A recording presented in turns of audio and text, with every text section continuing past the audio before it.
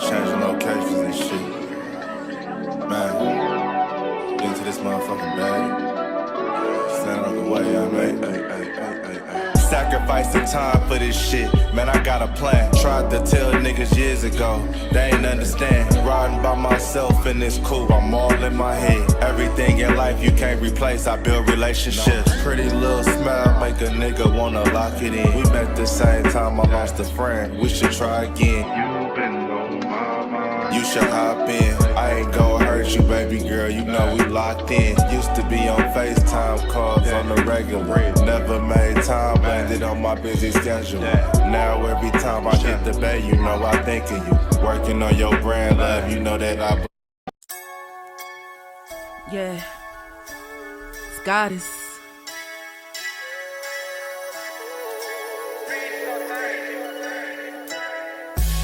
And I'm a day one type of girl. Ain't nothing wishy-washy over here. I don't jump around, stick to one side. Yeah, the silver, the blue, we got them in their feelings. That star on the field, come pay the D a visit. They say it's hatred, is it? I call it hate and simping. Cause if we wasn't that hating, they wouldn't be in our business. Listen, West Coast say the water tastes better. The fan base go harder, and all the ladies get wetter. Yeah, that's how it is when you straight reppin' for Dallas. We get it in the trap, and landlord tell us what's happening. No explanations in no shape, form, or fashion. When Henny drop the stats, ain't nothing else to be asking. Them numbers don't lie, that's why your argument dry. And we still got them rings, you got your eyes on our prize. Whether an eagle, a giant, or a commando, you in the parking lot crying, we in the Lambo. We stay in our bag, we run it up in the draft. You still talking about the 90s, so who's stuck in the past? Get off me, and I'ma need you 6 feet back. And we ain't hearing nothing till your team beat that. And we ain't scared of running, what you thought we bleed that? It's only one team over here, that's Cowboys, believe that. Yeah, this you got is the poet. Big up West Coast Cowboy, HTM Sports, and Landlord from Alabama. Y'all check them boys out. They don't play around with the Cowboys content. Yeah, and you know it's DC. Yeah, DC4L. 31 teams in the NFL. His system is designed to stop 25 teams. Shit, I need a linebacker that's over 200 pounds. I need a defensive tackle that you got to pull away from the buffet. He's gone, so no. Let's talk about that. But yeah, that's a large part. That's a large part of your I gotta team. make this point because I ain't gonna lie, I forgot about it until you mentioned it. So I gotta get this out before it flees me, and the nation needs to hear this. And we are live. What's good with y'all, man? It's your boy, Henny the Moore, reporting straight from the liquor store, man. And Yes, listen, sir. I ain't alone on the screen. You see to your right, and listen, I could be mistaken. This could be a figment of my imagination. It could be AI. You never know. You never know these days. But I do believe I got Landlord from Alabama in the building with me. Maybe. It just depends on how the show goes. Then I could just, say I ain't say none of this stuff and it wasn't me. You know what I'm saying? Hit the shaggy. It wasn't me. Hey, now, this is neither here nor there, but was this motherfucker not Jamaican? Who? Shaggy. I think so. I think they said he was Jamaican. He wasn't?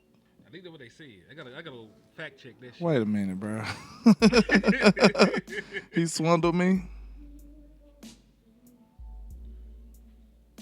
I'm gonna have to find that out. I think it's either he's Jamaican or he don't really have an accent. It's one of the two.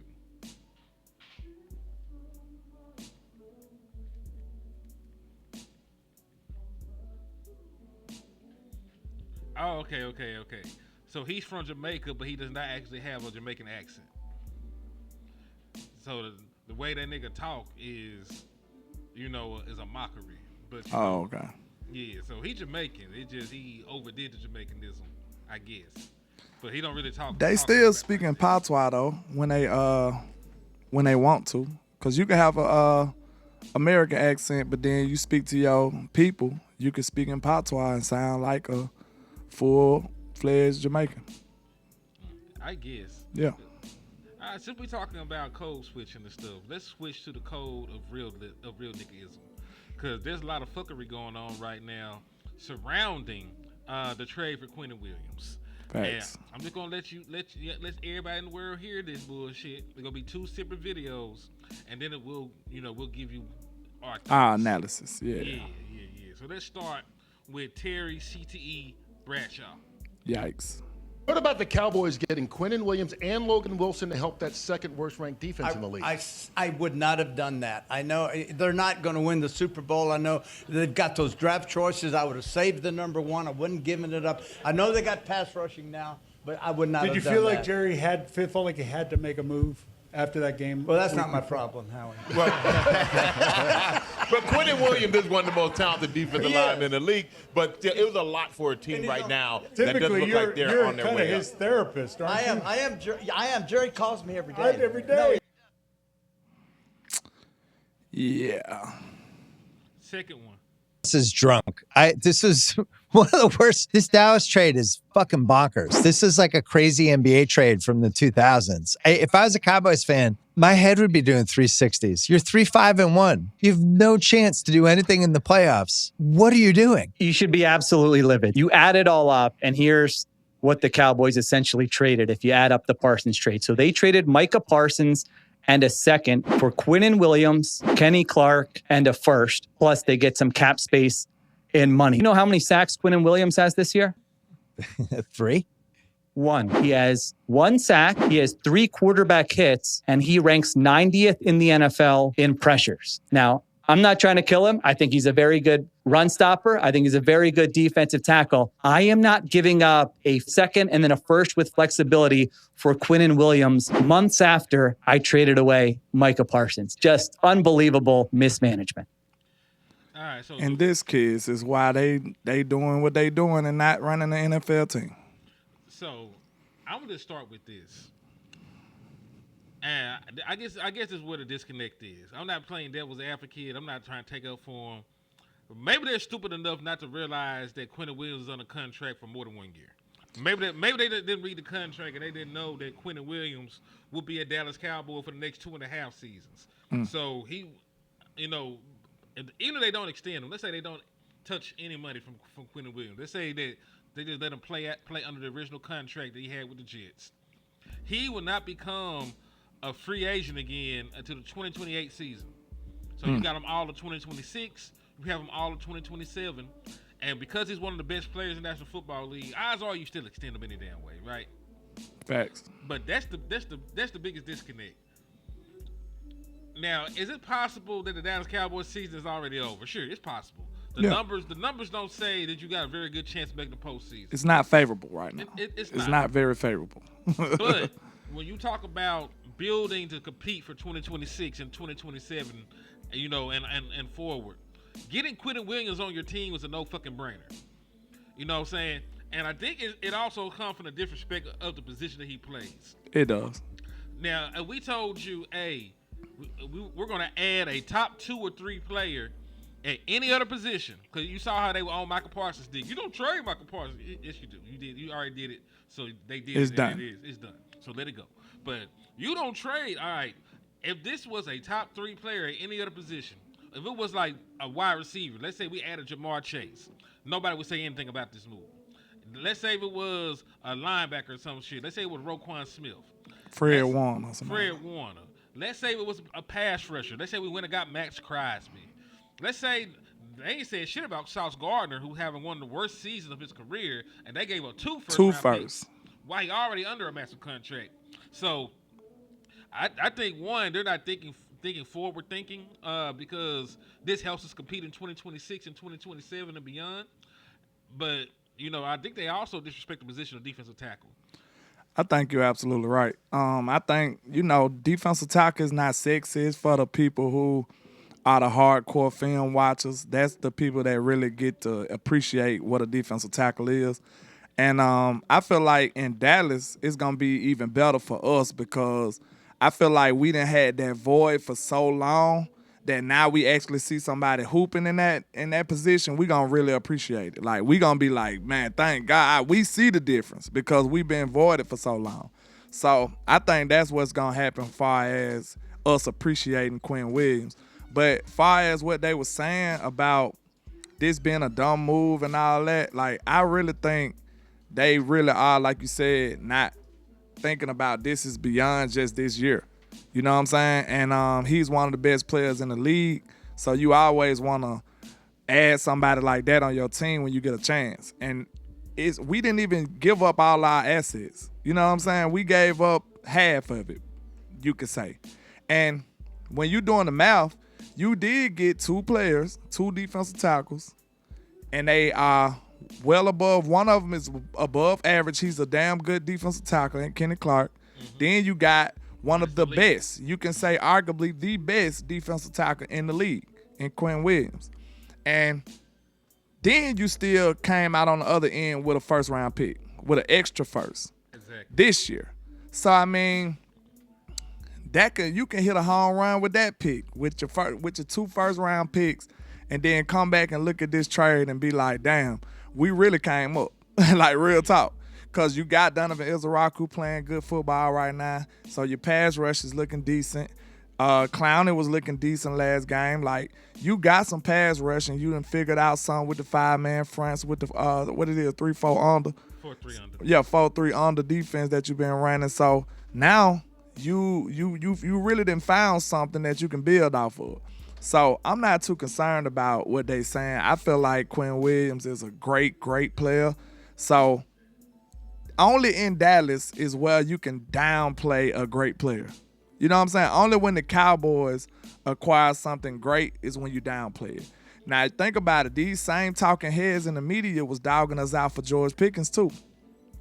Oh, the disgruntled of George Pickens, and he's a head case, and he's crazy. He's this, he's that. But what did George Pickens do when he got to Dallas? Ball.